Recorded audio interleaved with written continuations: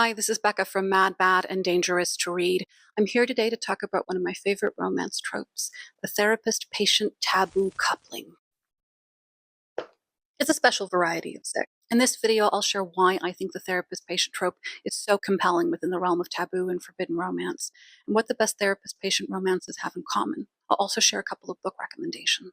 The therapist-patient trope is exactly what it says on the tin. It is a taboo or forbidden romance between a therapist or a psychiatrist and their patient. It's a tough trope to read, and authors will tell you that it's a tough trope to write. Unlike other more ubiquitous taboo tropes featuring power imbalances, the authority carried by a therapist is directly tied to their patient's mental illness or personal crisis, and that can make for some intense material. Yet I'd argue it's that foundation, that immense vulnerability on the part of the patient, that makes therapist-patient romances so very gratifying. In a therapist-patient romance, a protagonist lays themselves unflatteringly bare, their frailties, their ugly feelings, their messiness. And it's the therapist who sees and knows those bits best that, instead of being put off, falls in love. Generally speaking, the interactions we as real patients have with our doctors can be confusing. Doctors have unique access to our minds and bodies, and in some ways they know and understand us better than we know and understand ourselves. There's great intimacy there, but it doesn't go both ways. What if this person to whom you exposed yourself in this way liked what they saw? What if they liked it so much that they yearned to reveal themselves in kind, despite the risk, despite the wrongness? What if they did so because they thought you were extraordinary? To expand upon this, I'll share something since slightly edited that I wrote on Reddit about a year ago. It's a little personal, so for me, it's easier to read than it is to reword it. I think my affection for taboo or forbidden romance suggests that I'm desperate to be special to someone, special enough that they'd hazard grave and extraordinary consequences in order to be with me. I want staggering evidence of how much I'm desired, want to see sacrifices and risks that would leave no doubt. There's a part of me that needs evidence that incontrovertible to negate all the evidence I have of being so very unlovable. It's the fantasy of being powerful, sure, but it's also the fantasy of being worth the fuss. I didn't make an example of any specific trope in that comment, but I was certainly thinking of those taboo tropes that contain power imbalances, those in which the character in a position of authority, and this is the important bit, damn well knows better than to do what they're tempted to do. And I'd argue nobody damn well knows better than a therapist. No one knows better than a therapist what kind of harm can be done when a vulnerable person is taken advantage of by someone they trust, someone they even depend on. And no one knows better than a therapist that attraction, no matter how potent, isn't always an expression of, let's call it, true love, the sort of thing that arguably might be worth risking one's career. Therapists know that taboo love can seem appealing, at least in part, because disgust and fear are linked to arousal. But once arousal wears itself out, those same feelings will quickly make a relationship pretty unpleasant. And then there's the matter of transference and countertransference. Therapists are well aware that some of their patients will project onto them displaced feelings that normally might be directed toward important people from their personal histories, like family members. You know how folks reassuringly say, "Hey dude, don't take it personally, that wasn't about you." That applies here. And knowing that someone's adoration likely isn't about you can certainly burst one's bubble. To be sure, therapists are capable of projecting their own feelings onto a patient, as well as capable of reacting to the feelings that are being projected upon them. Most therapists are trained in how to navigate these sorts of feelings and reactions, to see them as part of the process, as further material for self-inquiry, which theoretically means they, more than anyone else, are prepared to successfully pump the brakes before they do something stupid. And yet, in these novels, they can't. Whatever a therapist in these books learned in grad school, whatever research they have at their disposal, it cannot compete with the intensity of what they feel, the intensity of what their patient inspires. Knowing is not enough. One of the best things about romances that feature some sort of power imbalance is that they're opportunities to re-illustrate what we mean when we say, the bigger they are, the harder they fall. The less likely a love interest is to crumble beneath the protagonist's gaze, the more gratifying it is when they do. But not all breaking points arrive the same way. It should be said that romances in which the female main character plays patient and the male main character plays therapist often dramatically differ in tone from books in which the roles are reversed. By the way, if any of you out there have come across books featuring queer therapist-patient romances, please let me know in the comments because I keep striking out. Anyway, female main character patients are far more likely than male main character patients to be young or new adults, and they're more likely to be seen as risks to themselves as opposed to others. These circumstances mean that many female main character patient romances overlap with age gap romances, male savior romances, even in inpatient settings, captor-captive romances. Romances that feature male main character patients tend to overlap more with tropes in which male main characters have great power or the power to intimidate. Billionaires, bad boys, even serial killers. These are the characters we usually see in the male patient role. Remember, Harley Quinn's legendary romance with the Joker began as a psychiatrist-patient romance. Initially, I wanted to do a straightforward recommendation video for this trope, but the pool from which to choose therapist-patient romances isn't terribly large, which means that there are fewer good books to crow about if you don't want to lower the bar on quality. However, having read so many of these things, I've been able to tease out what makes, for me, a therapist-patient romance more likely to swim than it is to sink.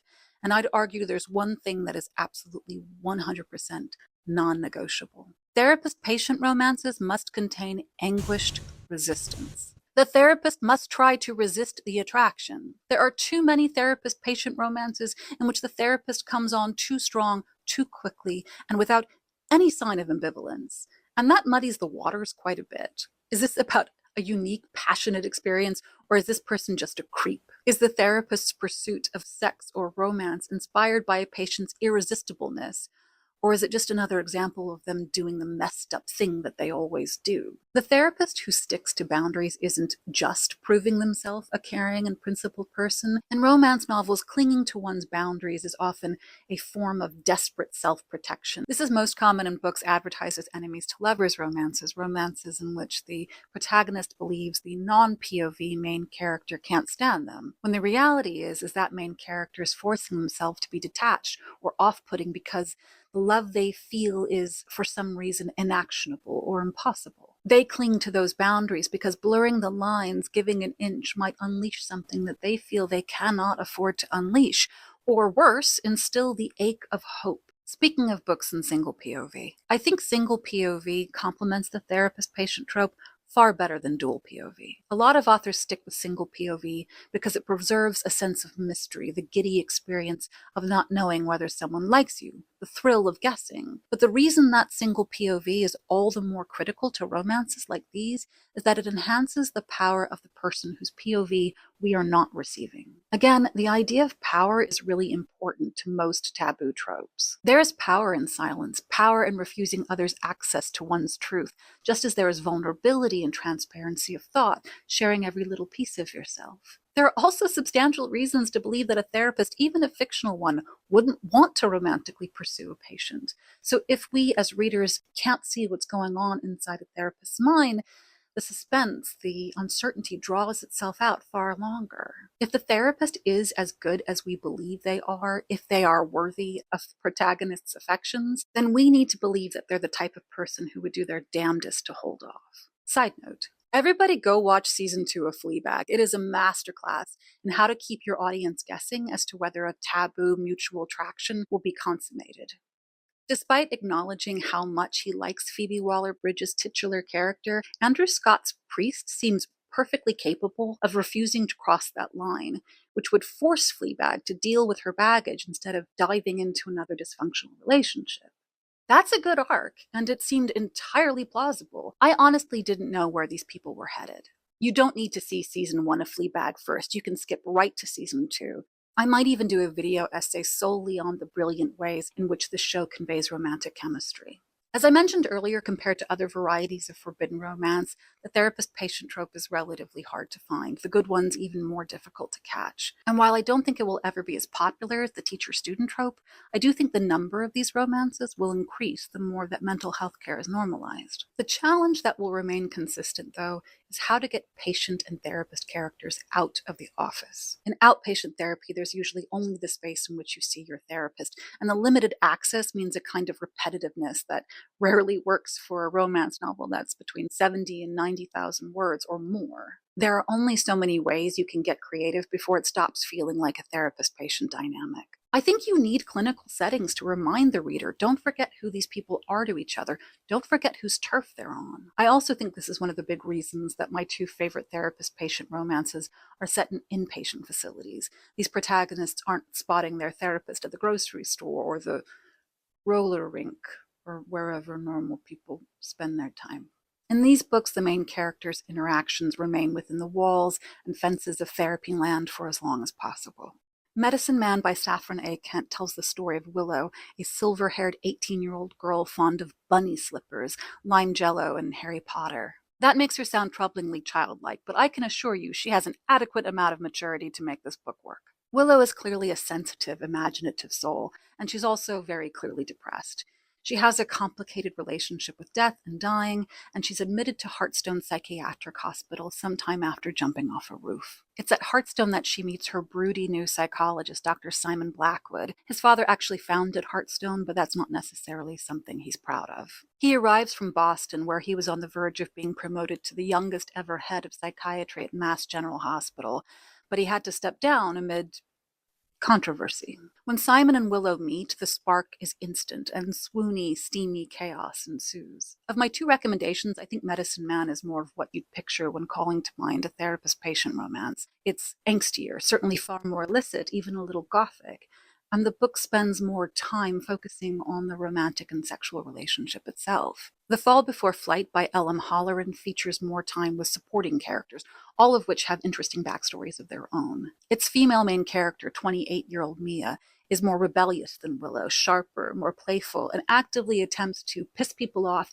in a roundabout way of getting them to care about her, to feel something for her. It's her therapist, Dr. Leo Chastain, who makes that connection, as Mia seems to be dismissive of the idea that she even needs to be at Oasis, which is this desert-set psychiatric facility chosen by her very loving twin brother, Jameson. Mia shamelessly flirts with Leo, but Leo is pretty good at quickly and gently shutting her down, challenging her, and questioning her motives. He's harder to get a read on than Simon Blackwood for a variety of reasons, but he's thoughtful and tender, and we, as readers, get to see more of him in action, being a good, relatively well-behaved therapist. It's difficult to say more than that because the book hinges on a lot of surprises. Oddly enough, both books kind of bend some of the rules, priorities, wish list items that I laid out earlier, but they walk the line well enough to avoid being deal breakers. I'm a newbie to this sort of video, so I don't really anticipate a flood of viewers, but if you're watching this, and clearly you are, I'd sincerely like to know your thoughts about what I've shared, so please feel free to plug them into the comments. For more from me, you can find reviews, essays, and romance author interviews,